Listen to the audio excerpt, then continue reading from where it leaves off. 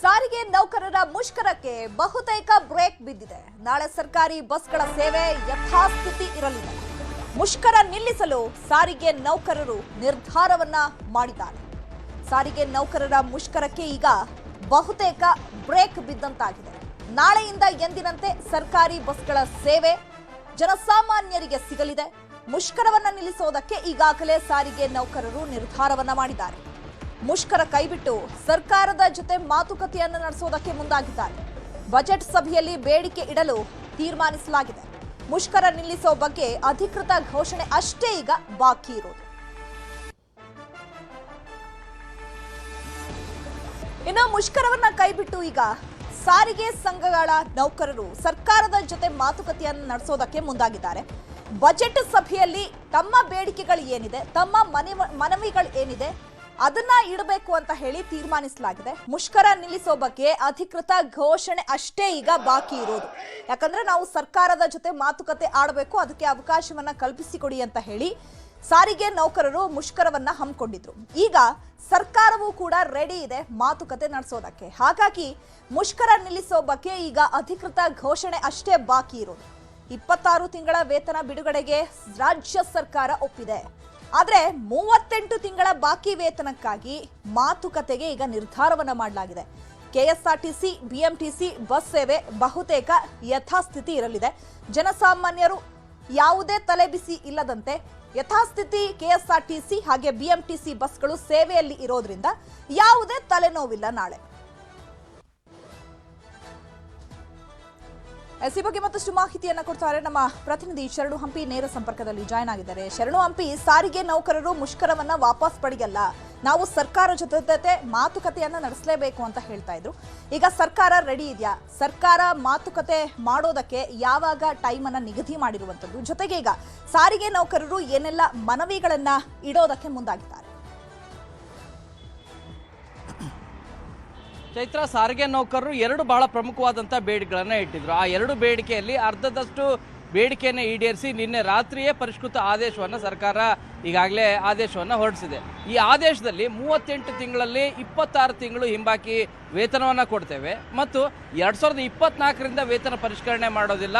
ವೇತನ ಪರಿಷ್ಕರಣೆಯನ್ನು 2025ರಿಂದ ಅಂದರೆ ಕಳೆದ ವರ್ಷ ಜನವರಿ ತಿಂಗಳಿಂದ ಮಾಡ್ತೇವೆ ಅಂತ ಹೇಳ್ತಿದ್ರು. ಆದರೆ ಇದಕ್ಕೆ ಸಾರಿಗೆ ನೌಕರರು ಒಪ್ತಾ ಇಲ್ಲ, ನಾವು ಕೇಳ್ತಾ ಇರುವಂಥ ಬೇಡಿಕೆ ಏನಿದೆ ಆ ಎರಡೂ ಬೇಡಿಕೆಯನ್ನು ಈಡೇರಿಸಬೇಕು.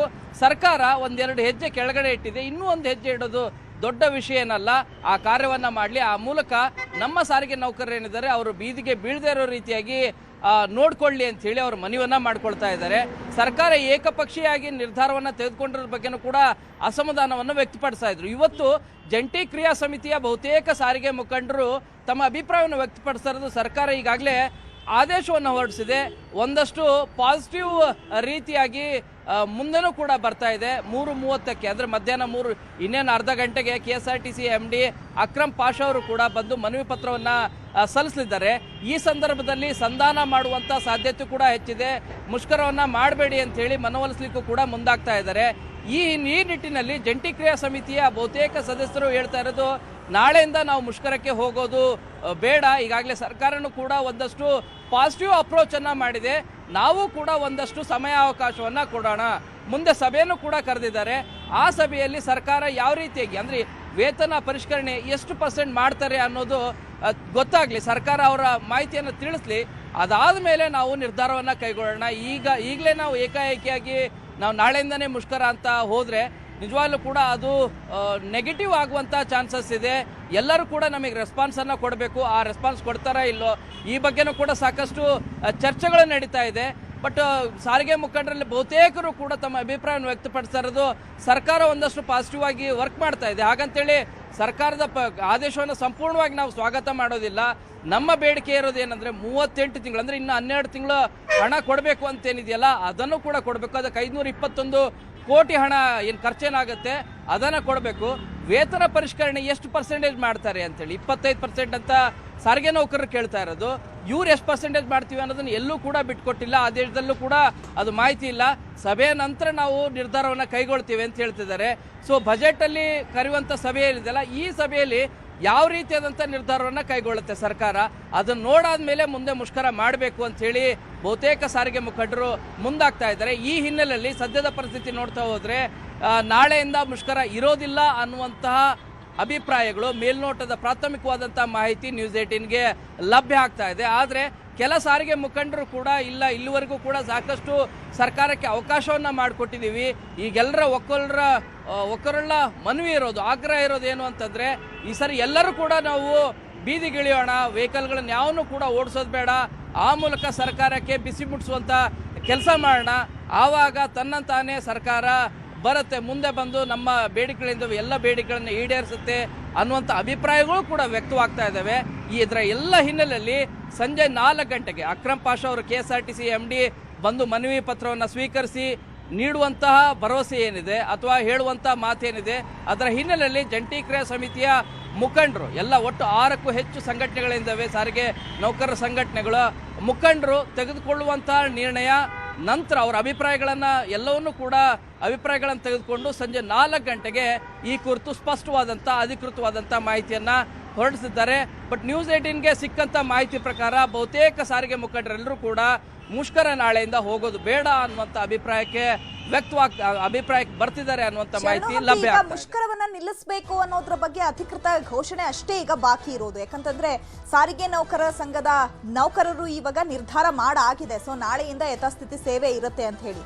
ಸೊ ಪ್ರತಿ ಬಾರಿಯೂ ಕೂಡ ಸರ್ಕಾರ ಭರವಸೆಗಳನ್ನ ಕೊಡುತ್ತೆ, ಆ ಭರವಸೆಗಳಾಗಿಯೇ ಉಳ್ಕೊಂಡಿರೋದ್ರಿಂದ ಅಕಸ್ಮಾತ್ ಏನಾದ್ರೂ ಈ ಬಾರಿ ಅವರ ಒಂದು ಮನವಿಗಳಿಗೆ ಸರ್ಕಾರ ಸ್ಪಂದಿಸಲಿಲ್ಲ ಅಂತಂದ್ರೆ ಮುಂದೆ ಯಾವ ರೀತಿಯಾದಂತಹ ಕ್ರಮಗಳನ್ನ ಕೈಗೊಳ್ಳುವಂತಹ ಸಾಧ್ಯತೆಗಳಿದೆ. ಜೊತೆಗೆ ಇವತ್ತು ಎಷ್ಟೊತ್ತಿಗೆ ಘೋಷಣೆ ಆಗ್ಬೋದು ಅಧಿಕೃತವಾಗಿ? ಚೈತ್ರ, ಈ ಬಗ್ಗೆ ಅಧಿಕೃತವಾದಂಥ ಘೋಷಣೆ 4 ಗಂಟೆ ಮಾಡ್ತೀವಿ ಅಂತೇಳಿ ಜಂಟಿ ಕ್ರಿಯಾ ಸಮಿತಿಯ ಸದಸ್ಯರು ಅಂದರೆ ಮುಖಂಡರೆಲ್ಲರೂ ಕೂಡ ಹೇಳಿದ್ದಾರೆ. 4 ಗಂಟೆಗೆ ಅನೌನ್ಸ್ ಆಗುತ್ತೆ. ಇಲ್ಲಿ 2 ರೀತಿಯಾದಂಥ ಸಾಧ್ಯತೆ ಇದೆ. ಒಂದು, ನಾಳೆಯಿಂದನೇ ಮುಷ್ಕರಕ್ಕೆ ಹೋಗಬೇಕು, ಅಥವಾ ಒಂದಷ್ಟು ದಿನ ಕಾಲಾವಕಾಶ ಕೊಡಬೇಕು. ಯಾಕಂದರೆ ಸಭೆಯನ್ನು ಕರೆದಿದ್ದಾರೆ, ಆ ಗೌರವಯುತವಾಗಿ ನಾವು ಸಭೆಯಲ್ಲಿ ಭಾಗಿಯಾಗಿ ವೇತನ ಪರಿಷ್ಕರಣೆ ಎಷ್ಟಾಗುತ್ತೆ, ನಮ್ಮ 2ನೇ ಪ್ರಮುಖವಾದಂಥ ಬೇಡಿಕೆ ಇದ್ದಿದ್ದು, ಅಂದರೆ ಸಾರಿಗೆ ನೌಕರರ 2ನೇ ಭಾಳ ಪ್ರಮುಖವಾದಂಥ ಬೇಡಿಕೆ ಇರೋದು ವೇತನ ಪರಿಷ್ಕರಣೆ ಯಾವಾಗಿಂದ ಮಾಡ್ತೀರಿ, ಅದು 2024ರಿಂದ ಮಾಡಿ ಅಂತ ಕೇಳ್ತಾ ಇರೋದು. ಸೊ ಅದರಲ್ಲಿ 25% ಮಾಡ್ತಾರೋ, 15% ಮಾಡ್ತಾರೋ, 10% ಮಾಡ್ತಾರೋ, ಅದನ್ನು ಘೋಷಣೆ ಮಾಡಿಲ್ಲ. ಆ ಘೋಷಣೆ ಮಾಡೋದನ್ನು ಸರ್ಕಾರ ಏನು ಮಾಡುತ್ತೋ ಅದನ್ನು ಕೇಳೋಣ, ಒಂದಷ್ಟು ದಿನಗಳ ಕಾಲ ಅವಕಾಶವನ್ನು ಕೊಡೋಣ. ಇಲ್ಲಿವರೆಗೂ ಅವಕಾಶ ಕೊಟ್ಟಿದ್ದೀವಿ, ಇನ್ನೊಂದಷ್ಟು ದಿನ ಅವಕಾಶ ಕೊಟ್ಟರೆ ಏನು ದೊಡ್ಡ ತೊಂದರೆನ ಆಗೋದಿಲ್ಲ. ಸೊ ಈ ಹಿನ್ನೆಲೆಯಲ್ಲಿ ಅವಕಾಶ ಕೊಡೋಣ ಅನ್ನೋದು ಬಹುತೇಕ ಸಾರಿಗೆ ಮುಖಂಡರ ಅಭಿಪ್ರಾಯ ಆಗಿದೆ. ಆದರೆ ಕೆಲ ಮುಖಂಡರು ಹೇಳ್ತಾ ಇರೋದು ಇಲ್ಲ, ಇನ್ನು ನಾವು ಈ ರೀತಿಯಾಗಿ ಮತ್ತಷ್ಟು ನಾವು ಅವಕಾಶವನ್ನು ಕೊಡೋದು ಬೇಡ, ಎಲ್ಲರೂ ಕೂಡ ಒಂದಾಗಿದ್ದೀವಿ, ಎಲ್ಲರೂ ಒಂದಾಗಿ ನಾವು ಮುನ್ನಡೀತಾ ಇದ್ದೀವಿ, ನಾಳೆಯಿಂದಲೇ ಮುಷ್ಕರ ಮಾಡಬೇಡ ಆಗಿದ್ದಾಗಲಿ ಅನ್ನುವಂಥ ಅಭಿಪ್ರಾಯವನ್ನು ವ್ಯಕ್ತಪಡಿಸ್ತಾ ಇದ್ದಾರೆ. ಸೊ ಈಗ ಅಧಿಕೃತವಾದಂಥ ಘೋಷಣೆ ಬರಬೇಕಾಗಿರೋದು, ಅಂದರೆ ಮುಖಂಡರ ಅಭಿಪ್ರಾಯ ಇನ್ನೊಂದಷ್ಟು ಅಭಿಪ್ರಾಯವನ್ನು ತೆಗೆದುಕೊಳ್ಬೇಕಾಗಿದೆ. ಯಾರು KSRTC MD ಅಕ್ರಮ್ ಪಾಷಾ ಅವರು ಏನು ಬಂದು ಮಾಹಿತಿಯನ್ನು ಕೊಡಲಿದ್ದಾರೆ, ಅವರು ಮಾತಾಡಿದ ನಂತರ ನಿರ್ಧಾರವನ್ನು ತೆಗೆದುಕೊಳ್ಳುತ್ತಾರೆ. ಅದು 4 ಗಂಟೆಯಿಂದ 4:30 ಒಳಗಡೆ ಈ ಬಗ್ಗೆ ಅಧಿಕೃತವಾದಂಥ ನಿರ್ಧಾರವನ್ನು ಸಾರಿಗೆ ನೌಕರರು ತೆಗೆದುಕೊಳ್ಳಿದ್ದಾರೆ.